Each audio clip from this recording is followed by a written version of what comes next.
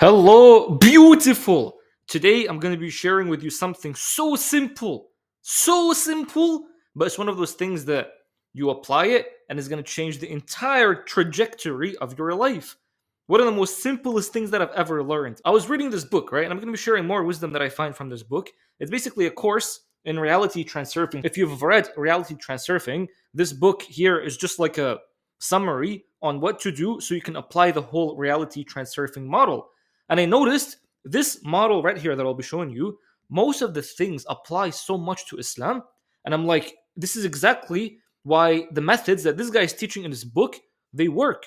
You look at it, and it's like word for word, they all match. Here, this is a principle. So basically, it's going to explain the principle, and then explain, basically give you like an interpretation.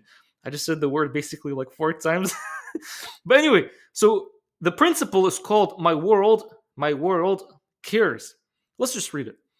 Make this a firm affirmation. My world takes care of me. Whatever circumstances you encounter, even the most mundane, keep repeating this affirmation to yourself. Whatever happens, good or bad, if you meet with a stroke of luck, do not forget to affirm that the world really is looking after you. State this affirmation in connection with every small detail. When you find circumstances disheartening, like they're bad, still affirm that everything is turning out as it should. Your world knows how to look after you much better than you do. How you look in the mirror is how things will be. Now, again, this guy, he's not a Muslim. So, this guy, he's believing that the entire world is the one that's taking care of him. But is it the world? Is it the universe, the one that's taking care of you? Nah, man. It's Allah. Allah is molding the world so that it takes care of you. Just like how a baby inside the wombs of a mother, everything down to the cell is taking care of that baby. The food, the air, the blood, everything is just taking care of the baby. So it's not like the body that's taking care of the baby, it's Allah that's allowing the body to take care of the baby. So in this case as well, like Allah is allowing the universe to take care of you. Allah is molding the universe in a way where everything is just taking care of you, where what I usually say, all is well. This is such a profound statement. And the moment I started just saying it out of no, like just out of habit, anytime I wake up, I'm like, all is well. I lose money, all is well. Doesn't matter how much the amount. Could be 30K, 300K, 3 million. All is still well. And then I could gain maybe that much amount, and I would be like, all is still well. Allah never abandoned you. Allah is still molding the whole universe to take care of you. So much so to the point that even Ashab al-Kahf, the youth of the cave, Allah literally bent physics to take care of them. Like it says, like the sun literally got bent so that it doesn't hit them, so that they don't wake up in the cave.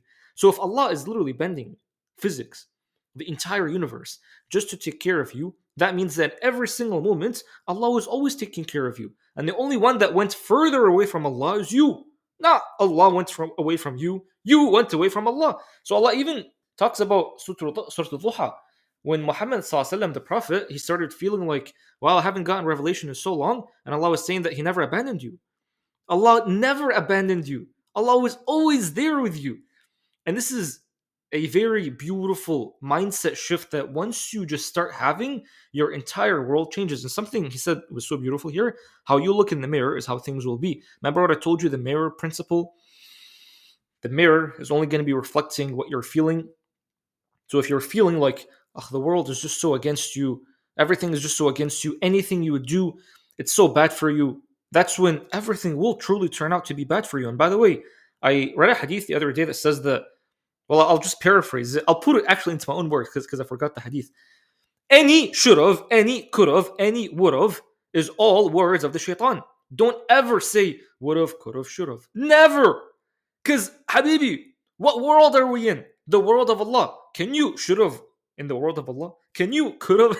You can't. Look, you can't go back in time. Every moment is constantly moving forward.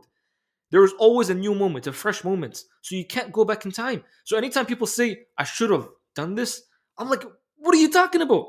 That's impossible. You're literally talking about something impossible. You can never should have. By definition, it doesn't work. So the hadith basically said that anytime you feel like, oh, I should have done this differently, I could have done that differently, I would have done that differently, that's all just words of the shaitan. Shaitan is putting those words in your mind. So don't ever be thinking of those words, because once you start thinking of those words, that's where you'll start going into the habit of thinking that, nah, the world's not taking care of me because I should have done this. No, you shouldn't have done that. The fact that something was allowed to happen by Allah, it just shows that that thing was supposed to happen. Otherwise, it wouldn't have been allowed by Allah. And who is Allah, by the way? Who is Allah? The most merciful. Al-Ghani, the one that's going to make you not in need of anything. Al-Mughni as well. Will literally give you so much wealth to the point that you would feel you don't really need anything. Al-Wadud, the most loving. There's nothing more loving than Allah. And also the word Ar-Rahman. Like think of the womb, right? Because the word Rahman comes from the word Rahim. Think of the womb. How much a baby inside the womb is being taken care of. You are the same thing. You are being moved by the Rahman, by the Ar-Rahman. You look at even the birds, by the way, in the Quran, Allah says that look at the birds, who's making those wings go up and down? It's Ar-Rahman. Allah doesn't even say Allah just says Al-Rahman, because Allah's trying to show you that even that bird flying around, who's taking care of that bird? Allah's taking care of that bird. So if Allah's taking care of such a minute creature, isn't Allah also taking care of you? And by the way, in the Quran, I learned that when it says al-tuyur, the word al-tuyur, it doesn't just mean birds. It means anything that flies. Because this is just a side point, to be honest. There is al-jawab, which is the creatures that walk on the earth, and then there is al-tuyur, which is the creatures that fly in the earth. So even the insects, man, even the mosquito that's like flying around, such a minute, such a small, minuscule creature, Allah is still taking care of it. So obviously Allah is going to be taking care of you. Who are you to say, nah, man, Allah is not taking care of me? The moment that you start affirming that Allah is always taking care of you, that's when you'll see so much signals in the world, so many ayat within the world that confirm that Allah is always taking care of you. What did Allah say in Hadith Qudsi? Allah says, I am while my servant thinks of me. So if you're constantly thinking that Allah is always taking care of me, what do you think is going to start happening? What's going to start happening is that Allah is always going to be taking care of you. But let's read the interpretation. What does the author talk about here? Adding gold to the mirror's reflective amalgam, as the Venetian masters used to do, makes everything in the reflection acquire warmer shades, because the world is a mirror. You can tune it in the same way by creating your own amalgam. Honestly, to be honest, bro, I don't even know what the word amalgam is. I don't know what that word means. For example, you could choose my world takes care of me as the dominant idea, take it to be the axiom. The axiom is like a paradigm. It's like just a thought that you constantly have in your mind. Deliberately adjust your perception of the world to align with the dominant idea, and then you will see how the mirror responds. Despite its simplicity, the amalgam technique is much more powerful than you might expect. If you have the patience to make this technique a habit, after some time you will be literally amazed at how much real influence your thoughts are having on your own environments.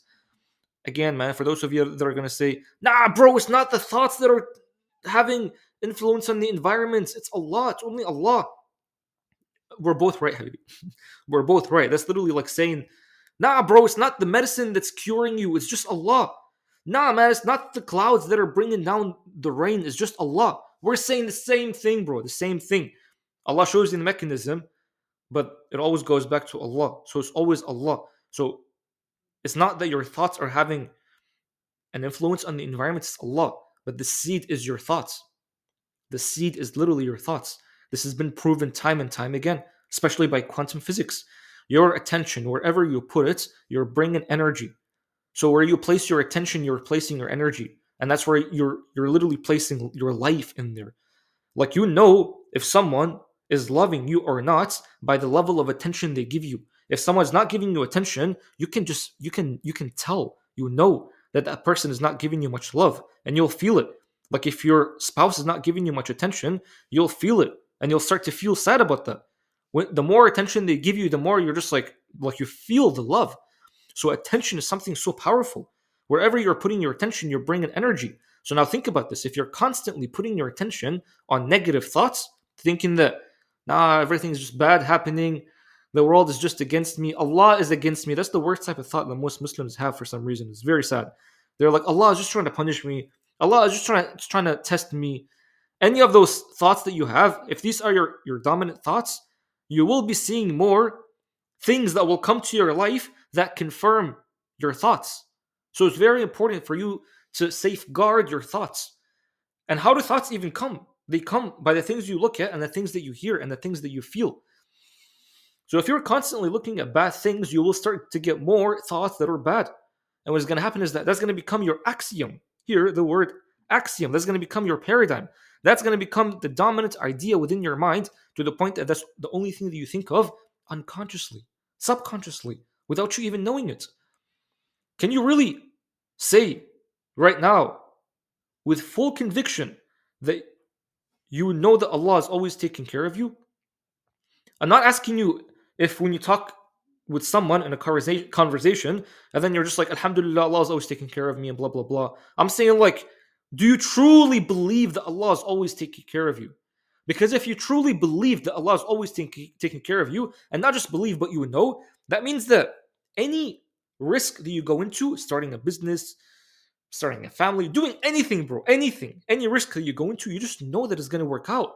Why? Because Allah's taking care of you. So how else is it not going to work out? And if it doesn't work out the way you want it, it's going to work out the way Allah wants it. And Allah's way is way better than your way. Allah's way is way more powerful than your way. Your way is nothing. You're just a human being thinking from your own limited mind. But when you're submitting yourself to Allah and you allow Allah's will to flow through you, you'll have such a way different life. And it starts with you fixing your paradigm. It starts with you fixing the thoughts that you have within your mind. Do you truly believe that Allah is taking care of you every single moment? And if you truly believe that Allah is taking care of you in every single moment, you will see signs that say that. Allah is so merciful to the point that when you don't believe that Allah is going to be taking care of you, Allah is still going to give you signs to confirm your idea. That's the law of abundance. Allah is going to give you more abundance of what you think.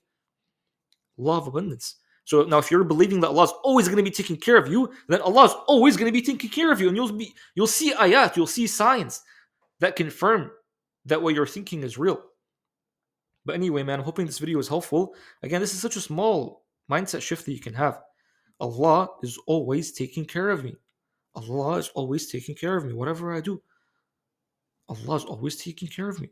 Have that as a dominant thought and just watch how much your life is going to change. Anyway, man, if this video is helpful, just let me know.